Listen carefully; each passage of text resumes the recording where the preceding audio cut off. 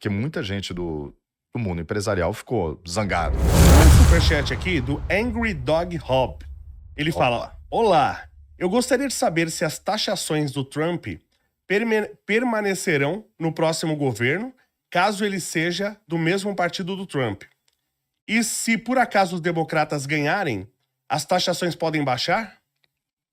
Olha, a pergunta é ótima, só que o timing está distante, porque o Trump ele governa até. Ele entrou agora, né? Sim. 2026, ele governa até 2020. A eleição é. Peraí, 2028 a eleição. Então só muda o governo em 2029. Tá? Para uma taxa desse patamar ser mantido durante tanto tempo, não. Provavelmente não. Vai ter negociação, vai ter diplomacia, não tem como. Não tem como.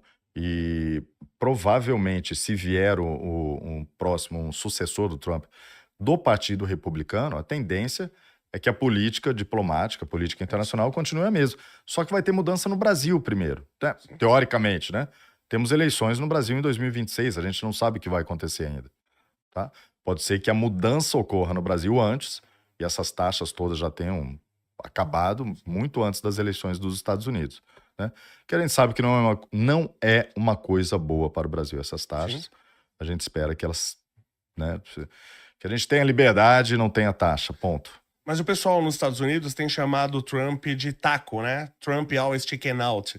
O Trump sempre desiste, volta, né? Volta atrás. Você não consideraria, se a gente chega a 1º de agosto, que é quando entra essa taxação de 50%, se a gente chegar até 1º de agosto sem nenhuma negociação, você não considera uma extrema incompetência do governo? Porque todo mundo conseguiu negociar, só a gente não. Porque não é assim questão que a gente não está conseguindo. Eu, particularmente, nem estou vendo tentativa de negociação. Pois é, Léo.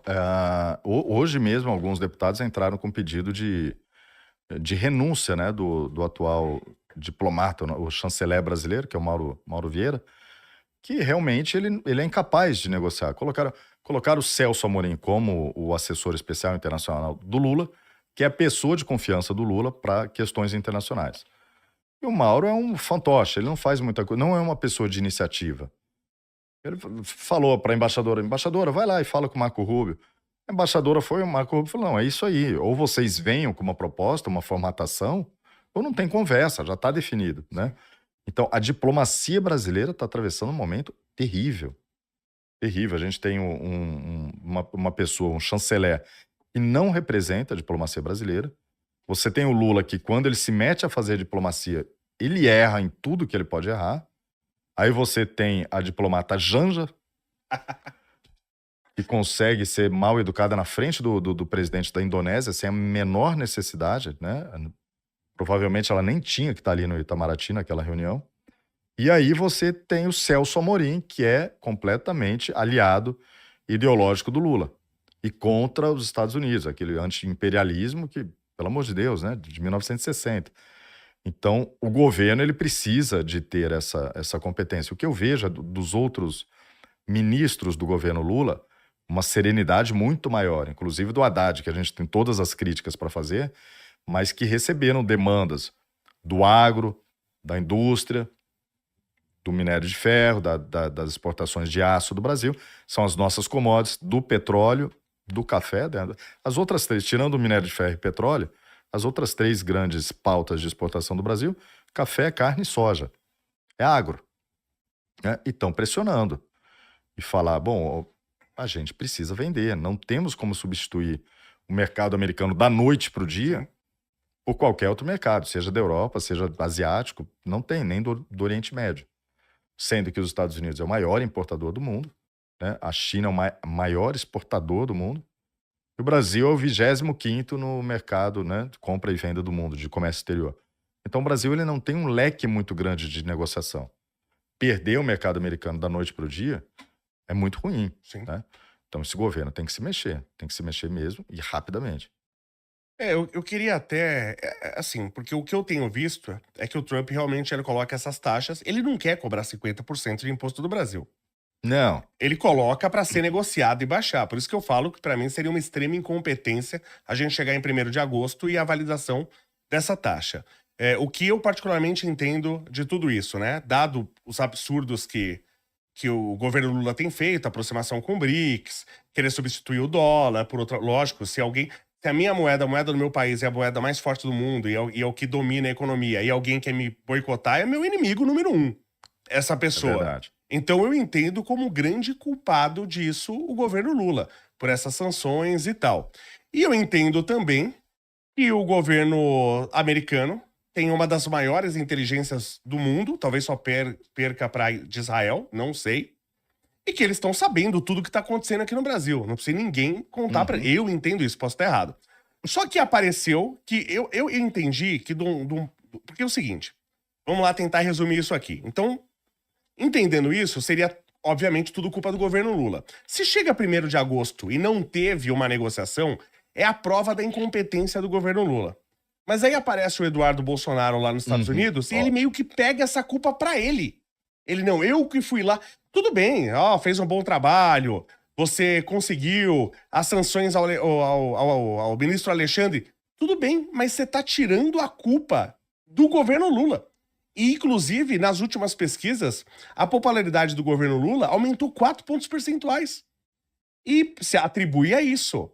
E aí, no final, de quem é a culpa? Quem conseguiu essas sanções, por exemplo, ao ministro Alexandre? De onde vem isso aí? Você tá por dentro disso que tá acontecendo? Sim. Tô por dentro do que está acontecendo, sim. De fato, é culpa do governo Lula, mas o governo Lula ele não anda sozinho. O governo Lula, existe uma casadinha, né, uma dobradinha hoje do Executivo com o Judiciário, isolando o Congresso Nacional. Vídeo IOF, né? Exato. Então, quando a gente fala governo Lula, já pode colocar o STF junto. Lula barra STF. Lula barra STF ou Lula barra Alexandre. Porque ele acaba decidindo tudo do STF. Mas, de fato, é isso. Quando o Trump vem com essa medida, é contra o governo Lula, sim. Mas também existe essa...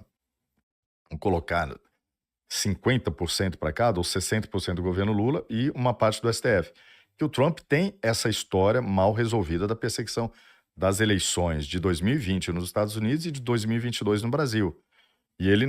E depois, né, em relação ao que o governo Biden teria feito aqui nas eleições de 2022, Verdade. que está sendo investigado agora, nesse momento. Então, o Trump, ele faz essa pressão de fato. Na questão da comunicação, aí o Eduardo Bolsonaro, que é deputado licenciado, erra, né, porque... Dentro da comunicação, o silêncio muitas vezes é interessante. Sim. O Trump coloca as medidas e ele dá os motivos. Olha, BRICS, isso aqui, aquele outro, né? Substituição do dólar, alinhamento com a Rússia, tudo. E também a questão da perseguição à família Bolsonaro. Deixa o Trump falar. Sim. É ele que vai falar. Aí a gente já mudou para comunicação. O Eduardo Bolsonaro está lá, ele fez o trabalho, ele é responsável por isso, fica quieto. Esquece, né? Você não precisa falar, olha, fui eu que fiz. É um erro. É um erro porque muita gente do mundo empresarial ficou zangado. Né? Claro. Falou, pô, você quer o quê? Que a gente aplauda isso? A gente vai perder nosso negócio? A gente não quer isso. E o mercado acaba. Porque eu vi mesmo a média do preço de carne, a tonelada que vai para os Estados Unidos vai de 5.500 para 8.500. Ele inviabiliza a venda de carne nos Estados Unidos. Acabou, você não vai vender mais. Você vai inundar o mercado interno? E a ilusão que acha que aqui vai melhorar. Não vai. Porque vai ter uma pequena baixa de preço, claro, mas você vai falir um monte de gente. Na hora que o mercado se recuperar, acabou. O preço vai explodir. Então é uma coisa meio estúpida. Essa popularidade do Lula, nós já esperávamos, né? Que logo na sequência aumentaria. A gente não sabe até quando se sustenta. Tudo vai depender. Quando as pessoas falam, você acha... Gente, faltam 10 dias para 1º de agosto. Faltam 10 dias. 10 dias ainda acontece muita coisa. Então, quando as pessoas falam, você acha... Eu falo, pessoal, é um dia após o outro. Não me peça para fazer exercício de previsão. Eu posso até dizer, se recuar vai ser melhor, se não recuar vai ser pior. Ok, tudo bem. Nesses 10 dias vão acontecer movimentos que ninguém está esperando. Assim como o Alexandre de Moraes ter colocado a tornozeleira no Bolsonaro... Que é absurdo também. É um absurdo. A gente imaginava que poderia acontecer em algum momento, mas foi antes da hora. Sim. E a sanção a retirada dos vistos, dos sancionados, né? Eu nem chamo de ministro mais agora, Sim. O sancionado Flávio Dino, essas também foi inesperado, foi muito mais rápido. eles não estavam esperando, tá? E mais para frente teremos novas ações.